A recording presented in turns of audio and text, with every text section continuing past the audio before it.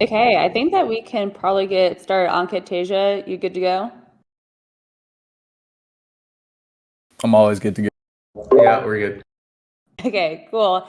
Hey everyone, welcome to Sapiens Weekly Parliament. If you're new this week, this is just a space where we provide updates and then you can also ask questions and provide feedback directly to the Sapien leadership team. So if you have a question or feedback, you can request to speak. Alternatively, you can also drop any comments or questions in the Chamber of Sapiens channel and we'll read those and respond to them. But let's just kick it off. We have a really exciting week happening with our passport sale. So, Ankit, I'm going to pass it off to you to talk more about the passport sale and what's going to be happening next week. Sweet, thank you, Missy. So yeah, starting this Monday, March 14th, at I believe 9 a.m., we'll be opening up the whitelist pre-sale for our NFT passports. And yeah, that is sort of for people that have already added themselves to the whitelist. And the key thing here, an update that we're announcing is that we're have updated the price from 0.25 ETH to 0.15 ETH. And this is just based on feedback that we were getting from the community, and we want to make sure that it's accessible and affordable to everyone. So just we thought that this would be a easier way to get your hands on a passport. The second thing is that there will be an offset between the whitelist presale and the public sale. So we're going to be pushing back the public sale to March 17th. This is again in order to give people more of an opportunity to, really think about, their historical avatar, and also just, we were kind of going through the flow, and this is a very unique NFT creation process. Again, like people are searching or even uploading their own image and selecting the avatar that they want to get stylized and on their NFT. So it is a little bit, more. There's a few more steps there than just clicking a button and minting. Um, so yeah, just want to give people ample time to go through that process. And yeah, that's why we'll be holding that on the 17th. And again, in terms of the flow, the purchase flow, it will be done through MetaMask. So you jump into you'll actually be receiving a one-time code if you're on the whitelist in your email. And then from there, you can click that and start the avatar generation process. And then once you're in that flow, you basically deposit the ETH, and then you can search for your avatar and get it stylized. So that's sort of the end-to-end flow. The minting itself will happen on 420 onto our protocol. So there's an offset there as well. And yeah, we don't, yeah, again, this is a really first of its kind NFT here. So it's just not like any other sort of just standalone NFT. This is essential to the protocol that we're outlining. And yeah, many of you know we've been talking about this in the past parliaments and tribe chats. So yeah, just to again summarize, March 14th, the whitelist presale starts at 0.15 ETH, and March 17th, the general sale starts. And that's it. That's fun. That's all on my side. So, Missy, back to you. Yeah, awesome. Thanks, Ankit. And for our new community members, I think it might be helpful just to discuss an overview, since this week is really important, of the Sapien Nation, maybe a one sentence summary, and then the utility of the passport. So, Ankit, do you want to just give an overview of what people are getting into if they participate in the NFT passport sale?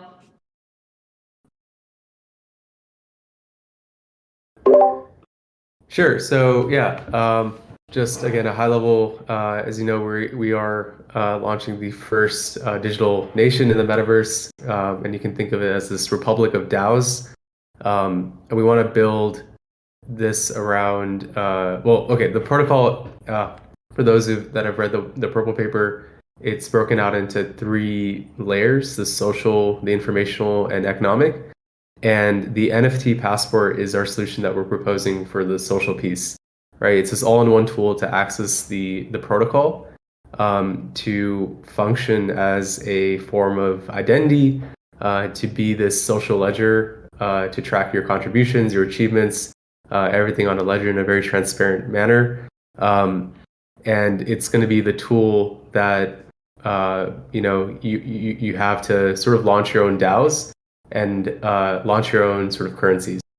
And this is something that we're really excited about because there's a very unique mechanism that we have within the passport, which is the signing of it. So it's actually transferable up until the point where when it's signed. And once it's signed, it becomes non-transferable and linked to your wallet address. And at that point, it's no longer transferable, but you are identified as the founding member of the Sapien Nation, and it sort of unlocks more utilities within the network. So yeah, this is something that we're really excited about. It's like, first of its kind, and as an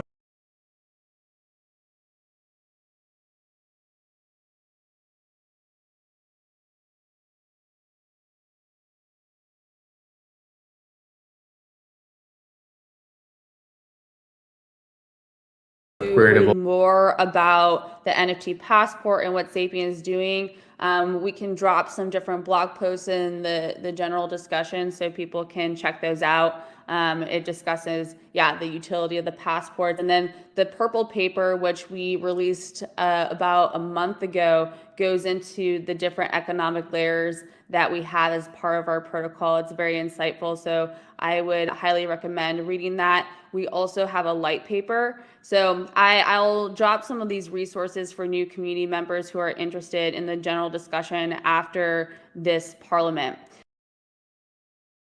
Next thing on the agenda is our winners for the referral contest. So something that's really important to us is nation building and bringing in different diverse perspectives. And so we asked for all of your help this past month in inviting people to the Discord. We also provided the chance to win a free NFT passport. We realized that, not everyone could maybe put out the money to actually purchase a passport. So we wanted to give this option of winning a free NFT passport. And so over the last month, people have been inviting others, their friends and family, to our Discord to be a part of what we're building. And we do have 3 winners as of this morning. The contest ended. So in first place, Edward 11 with 53 invites. And then we have in second place, Snoopy NFT with 49 invites, and James 6 with 47 invites in third place. So these top 3 people will win free NFT passports. I will put more information on claiming those passports in the general discussion after this chat too. But if you are listening right now, feel free to DM me and we'll get you set up with your historical avatar pics if they're available, and then get you ready to have your free NFT passport. So thanks so much to everyone who participated in that. It was great to see our community grow, and we really thank you for helping with that. In addition, I want to continue the discussions from last week. We had some awesome discussions going from the community. People asked really phenomenal questions and provided great feedback. So if you just joined, something that we mentioned at the beginning is that you can request to speak and ask questions and provide feedback directly to us. Alternatively, you can also drop any questions or comments in the Chamber of Sapiens, but we really want to hear from you. And we are going to just pause for a second for any questions, and then we'll go into a discussion and continue some of the topics that we talked about last week. So if anyone has any questions, feel free to request to speak or drop them in the Chamber of Sapiens. Missy, we just got a question in the general discussion from Wieldy Binky. How do I know if I'm whitelisted or not? Yeah, that's a great question. So give our team 24 hours to look at your application and approve it. Once it's approved, you will be assigned the whitelisted role in Discord and also get a DM from Gather. If you have submitted an application and it's been more than 24 hours, then please message me, DM me on Discord. I would be happy to help. You can also email passports@sapien.network with any questions. But you should be assigned the whitelisted role that's when you know that your application has been approved. But that's a great question.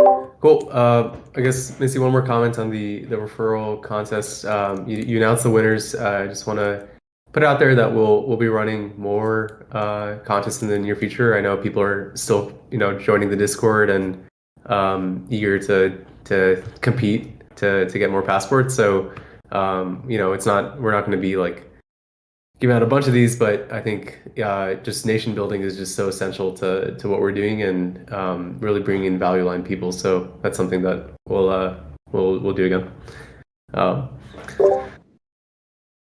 Yeah, thanks Ankit for adding that. I think that so Nick, I invited you to come to the stage. So perfect. Hey Nick. Hey, how's it going? Good. How are you doing? Doing great. So honored to be here with you all. Yeah, what's up? What kind of questions do you have or feedback for us? For sure. Well, I guess I have so many questions, but maybe just the first one or the more important one I'll start with. I'm curious how sub DAOs would function within, the master DAO, if you will. Is it possible to have different governance setups in various, sort of interlinked DAOs? Okay, I'm gonna pass this over to you to answer. Yeah, let me start answering, but I'll make sure Rob's on stage too.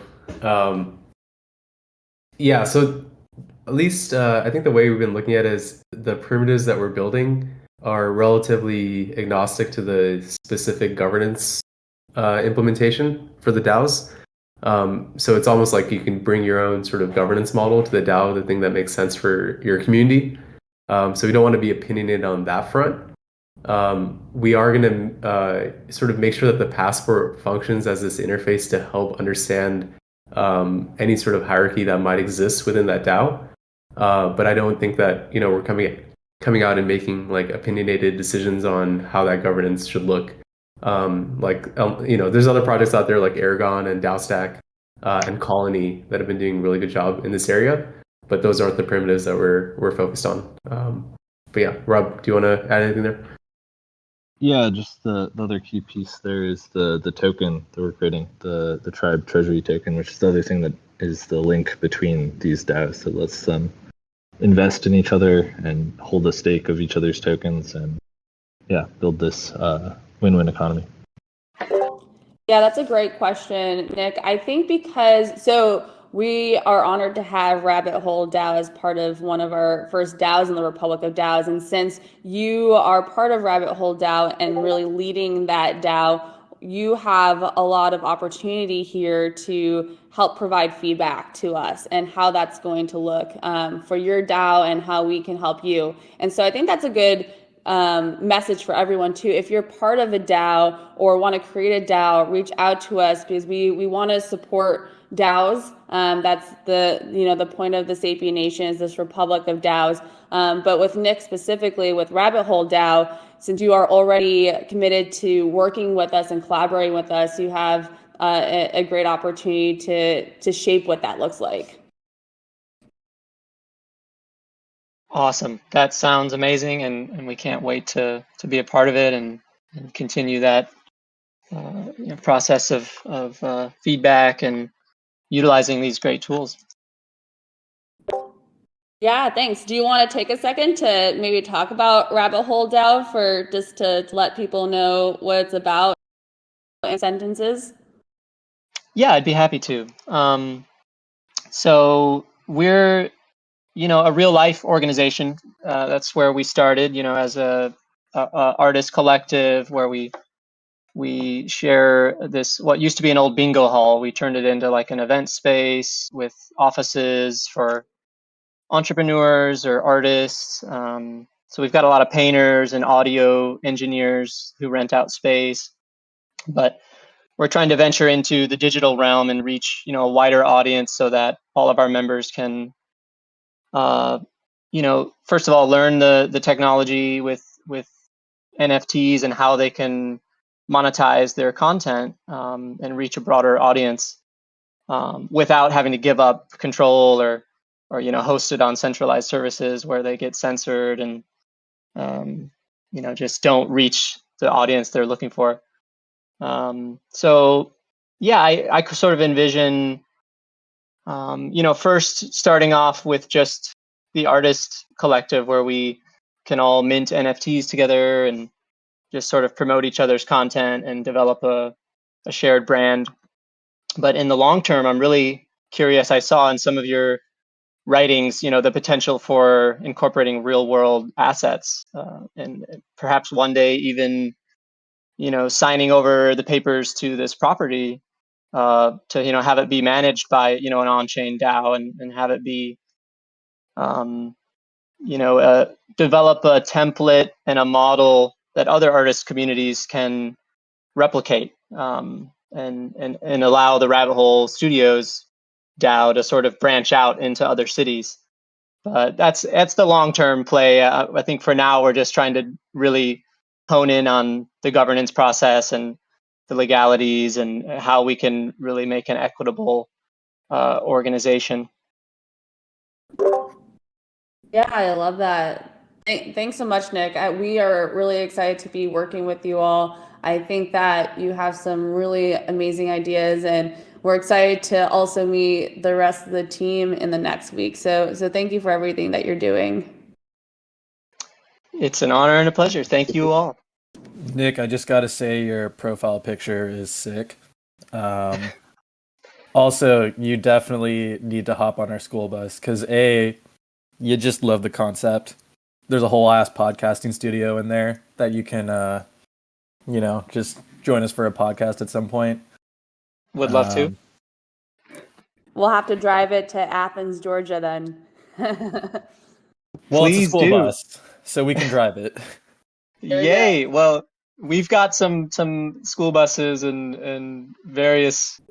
We call them tiny offices, since tiny homes aren't really allowed. But yes, we've got the perfect setup for you. We can host large vehicles, and we have a lot of touring bands who come through and play and park here. So we'd love to have you. Sweet. We're coming. Yay! Okay. So there was a question from Boj35 in the Chamber of Sapiens about signed versus unsigned passports. So I just wanted to answer that really quickly. And so the answer here is that unsigned passports are tradable, but you will not be able to unlock the benefits of them on the platform while the passport remains unsigned. So once you sign it, that passport will become soulbound. At that point, that's when you can actually utilize it within the platform itself. So, Rob, do you want to talk more about how the passport functions within the platform?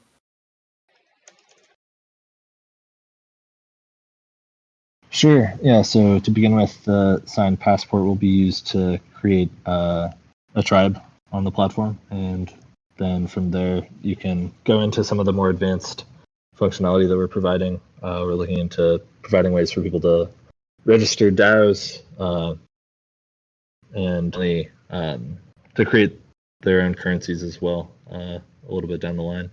And in addition, all the social ledger functionality of the passport. Ankit, I don't know if you want to speak a bit more to that.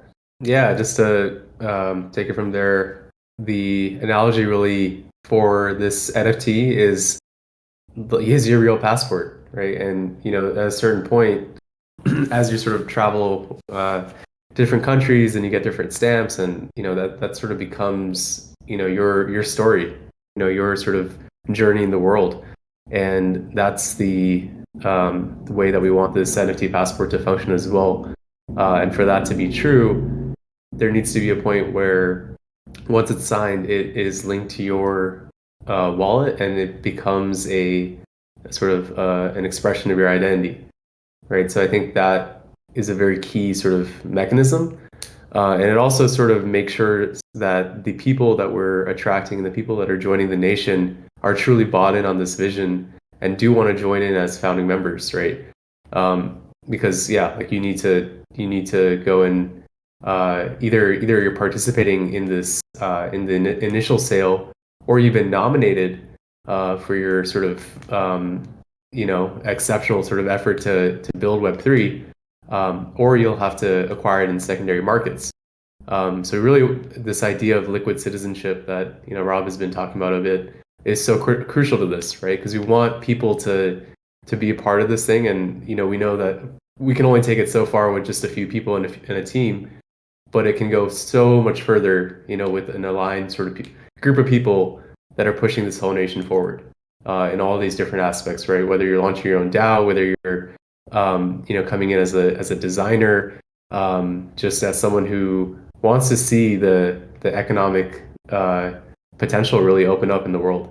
There's just so much need for so many different perspectives, and yeah, this is why the passport just makes a lot of sense.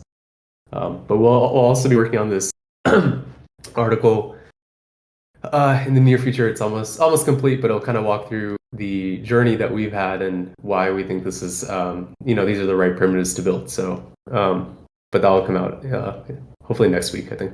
Yeah.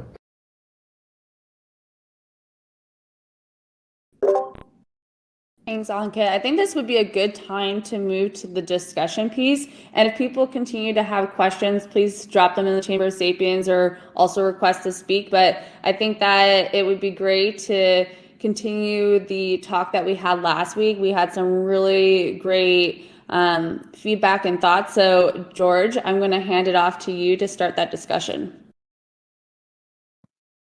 Fantastic. Thank you, Missy. Hello, everyone. My name's Hertov. I am a member of the Sapien Tribe community. I'm not actually a member of the core team, but I'm so excited about what the team is doing that I've actually led some conversations in the past. I'm really curious about talking about everything that's in the purple paper, all the issues that we're facing as a society and how Web3 and just collective action in general can help us see us through that. So we've had some really cool discussions already in the Discord, but I'm seeing a lot of new faces in the crowd, which is really, really cool. And normally what we do is we come up with a topic or two, and then we just have people kind of contribute their own thoughts. Normally we do it in a voice channel where you can just unmute, but here you'd have to just raise your hand, which should be an option at the bottom of your Discord interface, whether you're on desktop or on mobile.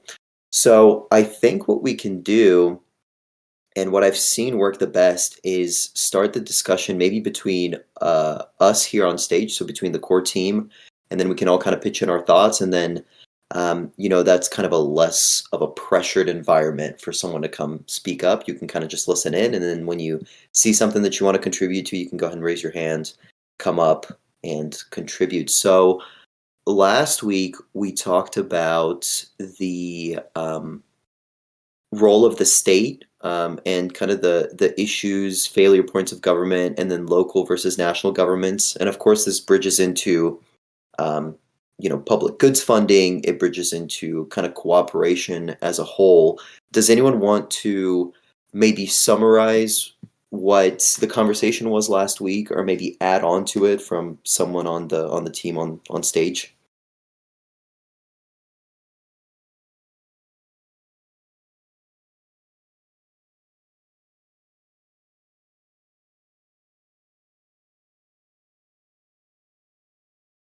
Sure. Yeah, I can summarize. So,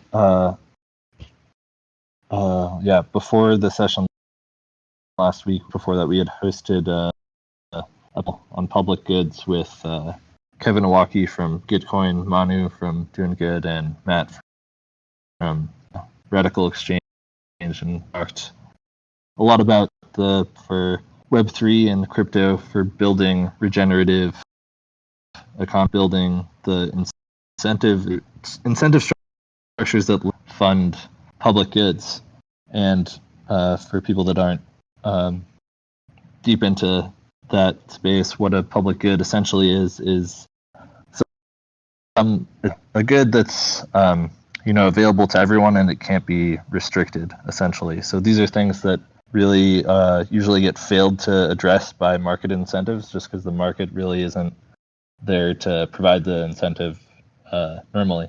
If you can't really restrict access to something, it's hard to sell it. But what crypto and Web3 opens the door to is alternative mechanisms for funding public goods. It's through things like quadratic funding, through what we discuss in the purple paper, like issuing social currencies, really opens the door for a whole new type of economic interaction. And what that looks like in our community is coming together and deciding what matters to us, and then using our social currency to fund that. So we're talking about a few different types of things that we might be interested in supporting, various projects, things like Earth's newspaper, promoting education and informing people on what we're doing, a few other things. Perfect. And I think maybe a prompt that we can start with that can bridge into a broader discussion as well is what the benefits are of kind of a decentralized set of tribes or a decentralized set of DAOs coming in working together rather than a single monolithic government or a set of kind of old and storied institutions. I mean, there's obviously a lot of benefits in the sense that there's a lot of young blood, people can move a lot faster when there's fewer regulations, but part of the reason why a lot of kind of innovation has taken a while to trickle up into government and into existing institutions is because a lot of times there's a lot of really good reasons why there's restrictions there. I mean, if you're a government and you make the laws and you basically decide how everyone gets to live, you want to be really, really darn sure that everything you're doing is not stepping on any toes. You want to have a recourse process. You want to make sure that everyone who's affected by the things you legislate has a say, whether that's directly or by electing representatives. And so a lot of times it makes sense that it takes a little bit longer. So maybe we can go ahead and start with a discussion around ideas of how we can recreate that in terms of being able to have processes that are secure and that allow everyone to participate, but how we can also have processes that have a lot more speed than the current institutions and the current governments. And I'll open it back up to anyone on the stage to get started, and then we can kind of chat off each other and call up some people from the audience when they have comments.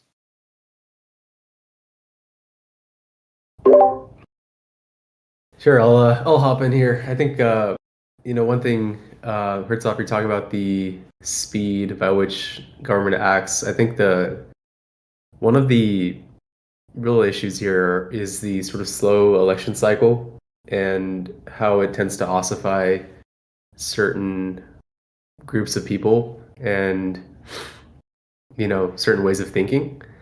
And I think that one thing that excites me a lot about the Web3 space is this notion of a liquid democracy, how we can delegate trust to certain people to be leaders at any given time, but also can revoke it relatively quickly. And it creates this sort of system where you can back people for however long you want. You can delegate trust, you can delegate power, maybe even how to spend funds, and it can be done in a much quicker manner, right? So I think that is actually a very underexplored area where we can actually start being agile as a governing entity. I think it's something that is just really underexplored, first of all. I don't know if it'll ever be the sort of status quo for like the United States government or something, but I think that in terms of experimentation, that's something that I'd like to see more, and that could sort of let people come up and talk more about sort of the more pressing issues and be quick with like their adjustments and what needs to happen quickly, right? Instead of it getting stuck in too much bureaucracy or red tape. So I think that freedom is something that a lot of people are fighting for in Web3 right now. And I'd like to see more of that. But liquid democracy as a concept, I think, is something that's really powerful. Yeah. Liquid democracy, I love that. It really evokes the imagery. So, yeah, I mean, I think, whenever I think about that, so do you think one of the other things that I always think about is the benefits of running kind of like a general election where people actually vote versus, that's not the only way that people express preferences. Like one of the standard ways in the private sector is through markets, right? And so markets, you can almost think of them as very, very real time, extremely liquid, which is, a phrase that's used in markets, kind of signaling of value and signaling of people's preferences. So I'm almost wondering, in Web3, where everything has a price and every coin has a price and your NFTs have prices and your DAOs are trending up and down, um, can there even be kind of a mechanism that bridges over the real-time decision-making of markets with the electing of certain officials? Or do we maybe think that we're always going to need to have kind of this like direct democracy, doesn't really matter what the market is saying, everyone gets one vote, or maybe there's quadratic voting or whatever? Yeah, it's really interesting to consider, and I think there might be ways to bridge that provide better incentives. Something, for example, that's like a simple thing is like instead of voting in like let's say your local government elections, like each citizen is allocated 100 voting coins or something, and each proposal requires a certain amount of coins to pass the vote. Then what that does is introduces a competitive incentive for making better proposals. Because right now that doesn't exist. And all of the proposals that we see in current government get like bogged down with additional, bullshit because there's no reason to make them better. There's just incentives to add stuff and make it more complicated. And yeah, this is something that could address that. Yeah. Yeah, that's really interesting. It does seem like markets are very good at allocating value. So I'm very confident that, the governance systems that are going to come up through technology, whether that's Web3 or anything else, are going to include a good amount of something related to markets. So I want to, make sure to open it up to the audience and make sure that if anyone would like to contribute, looks like Matt's got his hand up. Matt, come on up. I don't think I can let him up. So it'll have to be one of you guys. Hey everybody, can you Hey, hear me Matt. all right? Hey, Yep. Matt. Sure. Hey, if anyone's sick of me coming up on stage here, just kick me out. So I feel like I'm here. But yeah, you guys bring up some interesting points. You've mentioned a couple terms like liquid democracy and also kind of a representative democracy, and it's interesting to think about because if the internet existed back in the days of the founding fathers. I'm not so sure we'd have kind of a representative democracy. That was more of like a logistical issue. Uh, Mhm. and so what's interesting to me is now we don't have like we have the opportunity to experiment where everyone can have a voice. And I think that's huge because if you want to game the system in a representative democracy, you have to capture a fewer amount of people. You just have to get the representatives, put money in their pockets, and we all know what happens after that. It's a lot harder to control the masses, and if the masses have a say, and if there's a way to capture that, to Rob's point, I think that makes the proposal process much more accurate. So things will emerge from that system that we normally would not have even been able to get out of a representative democracy. So just in the proposal system and just seeing what the people think through everyone individually having their own voice, think is going to be huge. And then not only that, but you this kind of image or illusion at this point where everyone has a vote. But if you've got two shitty choices, is that really voting? And the whole process is not really open source, so we don't know whether votes are being counted. I mean, there was a lot of controversy in this latest United States election. No matter what side you're on, if you're on a side, I mean, was controversy. There's controversy in any election, whether or not people deem a certain vote to be legitimate or not. And so now, if this is done through something like a passport, where there's a high probability that that person is not a bot, and assuming you're using open source architecture here, I think that gives the individual user a lot of power. So anyway, I'll stop talking now, but that's just some things I was thinking. Yeah, that's really good, and I think that's completely true, right? And that's again, and maybe this is kind of where my own personal bias seeps in a little bit, but I think that's a really good use for markets, right? Because I read this quote that betting is a tax on bullshit, and I actually really like that quote because if you really believe that there's fraud in an election or that some process is not great and it's not going to hold up in court or eventually something will come to light, well, you can bet on it, right? If there's a market for that, or if there's a coin that you can short sell or another coin that you can buy, then a lot of kind of collective consensus can come from those markets even before there's really uh kind of a formal consensus process. So I think that's gonna be really cool to see. But I do also believe that to your points, there's kind of a need for some voting general consensus. So it'll definitely be really interesting to see when Web3 gets into the mix and we kind of start remixing, the voting system that we've had be the same for so long.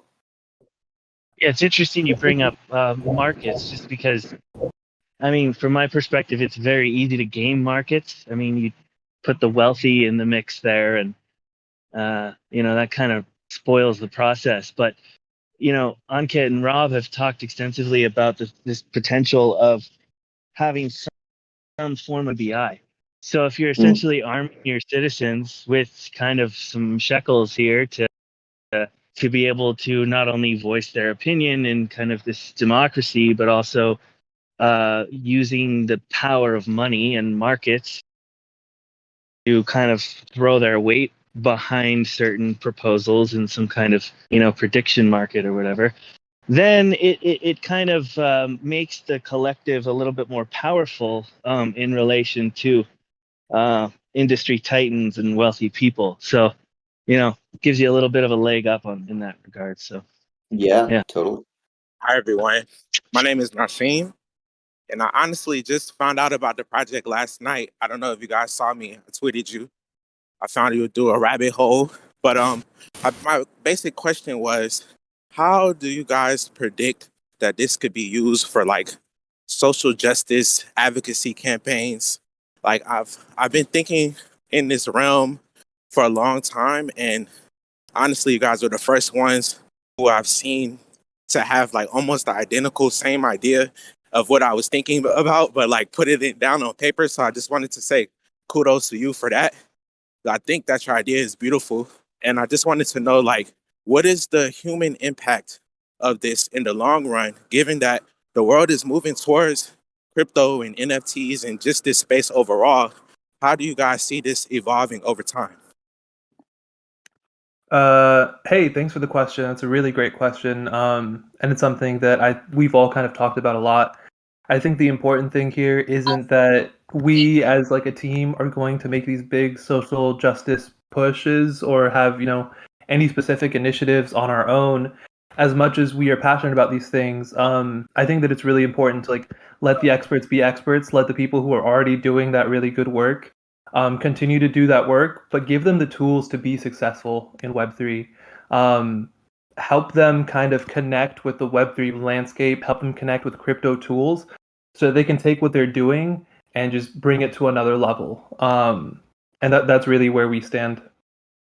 Okay. And so, because I would say that I'm one of those people, what would you say should be my steps in order to go down into this process and using your platform versus like another platform and just getting started with the whole DAO system and just setting up on your platform?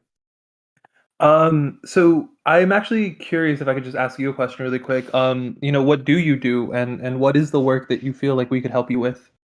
Okay, well, my name is Nasim Ashford. I'm from the States. I'm from Atlanta, Georgia, and I'm currently a student at Yale University. I have a nonprofit. It's not really like a nonprofit, but I think of it as like a non-governmental organization. And basically, my focus is on Black people and using cryptocurrencies to improve Black communities, not only here in the States, but worldwide. And I don't know if you guys have seen how crypto has been used thus far in situations like Ukraine, where they've been gathering money and donating the funds from the NFTs to give that money directly to the citizens. So I'm thinking about how exactly we can use these tools to change people's lives, not only the rich people's lives, but everyday individuals, and how these types of technologies can be integrated into the technologies that we have already in the monetary systems that we have now and separate them so that they can operate on at the same time. So like essentially I'm thinking like if I'm here in Atlanta and I want to trade with someone who's in Ghana and they're a farmer and I do some type I'm a t-shirt salesman over here. How can I use the platform or the crypto to set up that platform where everyone within that particular system has agreed to use a particular coin or a particular process to trade with one another, or to basically, if they wanted to be integrated into the fiat money, they could, but if not, they could rely solely on the social currency or whatever that's created. Yeah, there's a lot of good stuff there, and I think this is where our token standard has the potential to be uniquely powerful. So what it looks like is each of those organizations that's operating locally would have their own currency, but there would emerge another currency on top of that sort of acts as like an alliance, let's say, or like a guild that is able to, fund each of these individual organizations that are operating in their own locale. And so it sort of acts as a way to share risks and share rewards, where if one of these organizations comes on particularly hard times, needs more funding, they're able to access funds from this guild of groups Exactly. that is aligned with values. So that's exactly what our token is going to be enabling. Okay, cool. Thank you. Yep, thanks for the question. If I can butt in here for a second and see if I can publicly nominate, was it Nasim? Was that your name? Yes, my name is Nasim. Yeah, I say we get this guy a passport. Yeah, give me a passport, man. I just found you. I can DM you on Twitter. My ad is NAQ NFT on Twitter. I just retweeted your tweet from last night. Yeah, that's me. But we'll definitely stay in touch. I just wanted to kind of answer your question as to how we see this ecosystem going into the future. I think we all here have a pretty pragmatic view of the world, or we try to. And I think one big issue that I care about and I talk a lot about is that of climate change. And I think, and this is my personal opinion, the best solution right now is through adaptation, right? And that's always going to happen at a local community level. So it's important to provide the tools to empower those local communities, right? Especially the biggest thing is, organization of capital to the right communities, right? Like I think the problem of wealth is a distribution problem. I still think that people should be able to accumulate wealth through hard work, right? But the people that need access to capital right now are just not getting it for the things they need, right? The communities that need it. And that's going to be super important when things like a climate disaster hits and you have to adapt to it, right? And it's the community is the only one that can really look out for themselves in that situation. Exactly. So that's why That's why I think it's almost necessary to have this sort of ecosystem, this way of operating, because of the problems that we're going to be facing as a species, right, going into the future. I think it's important to also establish that culture of like, kind of regaining that connection to the earth, regaining that connection to each other in order to make those communities stronger.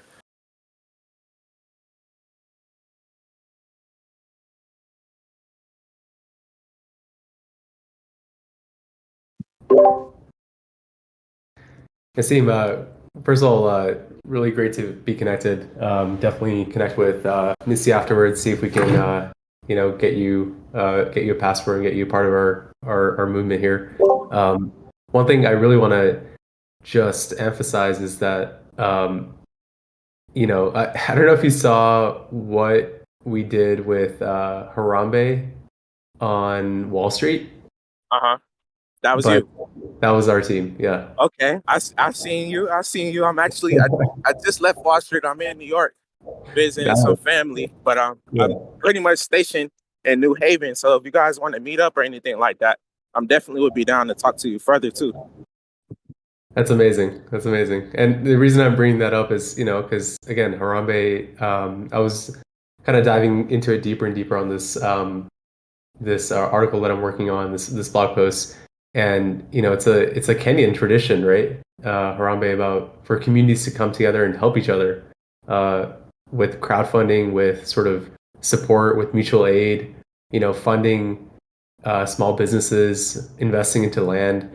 I think so much of it hinges on the community, and we need to essentially the thesis here is that we need to give the community these ultimate tools, right? And from there, as Hash was saying too, like we just need experts in positions to figure out what's the best way to invest into the land, into the people, and that's really the primitives that we're promoting, right? Like the passport is supposed to help make sense of the people that have contributed the most and who will leave the biggest impact, and also have a ledger, right? So who has historically done the most. So all this stuff now can be on chain, and that paired with what Rob was saying with the currencies is how we can give the economic sort of power back to the people, right? So everything sort of we're really thinking of this as like a holistic solution that we're trying to build here.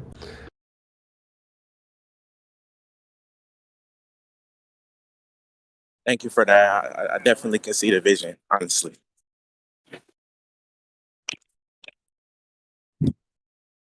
Awesome, man. We'll keep in touch. We'll hit you with the DMs on Twitter and get you set up with the passport. Yeah, I just DM'd you on Discord, so yeah, let's talk more. Yeah, we're actually Sounds already good.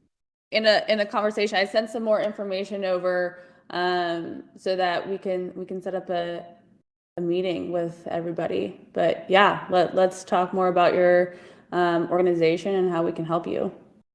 Okay, thank you so much. I have the biggest smile on my face right now. You couldn't even imagine. Love that. Okay, I'm going to listen in now. Thank you. I think that that's also a good segue into bringing up if anyone's involved in different social impact initiatives, nonprofits, organizations, we would be happy to connect to hear more about the work that you're doing and how we can possibly collaborate. So if you want to come up to the stage and talk about some of the work that you're working on in your community, we would love to hear it. Alternatively, yeah, feel free to DM one of us and we can set up a meeting to talk further.